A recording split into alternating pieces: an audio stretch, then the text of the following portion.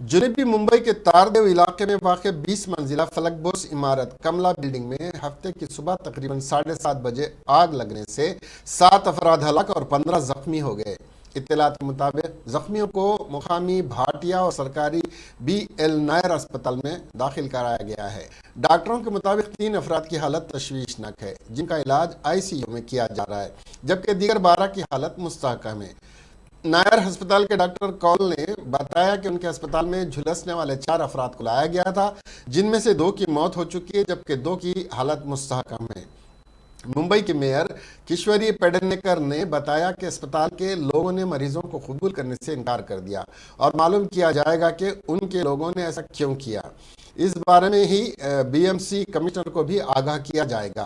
Fire brigade की 13 गाड़ियां, water tanker और दीगर साजो सामान मौके पर वारदात पर मौजूद थे और क्योंकि आग के शोले तेजी से दो बालाई मंजिलों तक फैल गए थे, जिससे इमारत के मकीनों में खौफ व राज फैल गया है।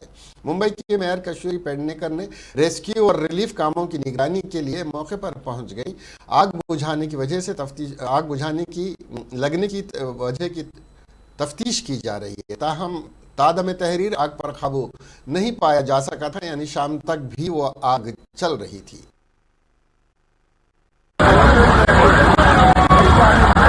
उधर से तो बताना तो है किसी को।